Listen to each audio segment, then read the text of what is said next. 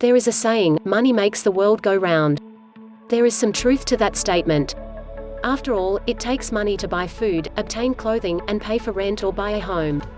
The role of money in society is incredibly important, writes one financial editor. If money was removed as a means of exchange, we would be in a state of panic and war within a month. Of course, money has its limitations. Norwegian poet Arne Garborg said that with money, you can buy food, but not appetite, medicine, but not health, soft beds, but not sleep, knowledge, but not wisdom, glitter, but not beauty, splendor, but not warmth, fun, but not joy, acquaintances, but not friends, servants, but not faithfulness. When a person maintains a balanced view of money, regarding it as a means to an end rather than an end in itself, it is possible to enjoy a greater measure of contentment. The Bible warns that the love of money is a root of all sorts of injurious things, and by reaching out for this love some have stabbed themselves all over with many pains. 1 Timothy chapter 6 verse 10. Note that it is the love of money, not money itself, that brings harm. Indeed, an inordinate focus on money can drive a wedge between friends and between family members. Consider some examples. Daniel: I always thought of my friend Thomas as a pleasant and honest person. I never had any problem with him until he bought my used car. I wasn't aware that there was anything wrong with the car. Still, he agreed in writing to buy the car as is. 3 months later the car broke down. Thomas felt cheated and angrily insisted that I return his money. I was shocked. When I tried to reason with him, he became belligerent and hostile. When money became an issue, he was no longer the amiable Thomas I knew. Essen, Nesrim is my only sibling. We always got along, so I never thought that our relationship could be damaged over money. But that's exactly what happened. When my parents died, they left us a small inheritance and stipulated that the money was to be divided equally between us. My sister went against my parents' wishes and demanded more than her share. Because I chose to honor my parents' instructions, she exploded with anger and threats.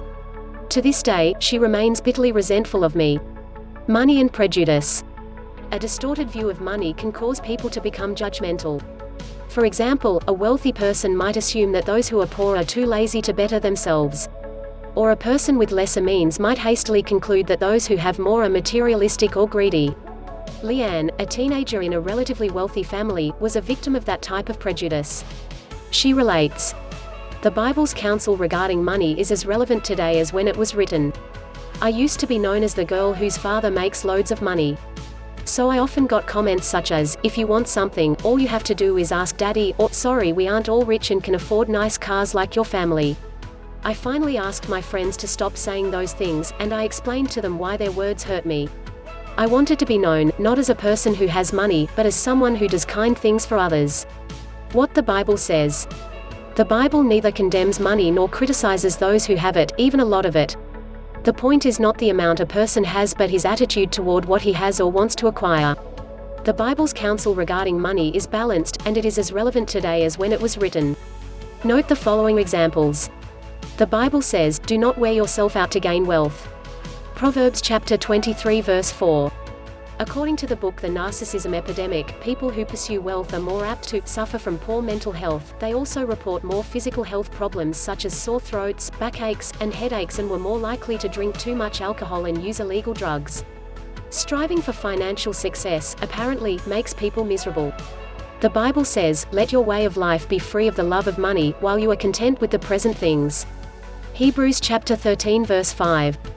A person who is content is not immune to financial anxiety, however, he knows how to put his anxiety in perspective. For example, a content person will not overreact to financial loss. Rather, he will strive to have the attitude of the Apostle Paul, who wrote, "I know how to be low on provisions and how to have an abundance.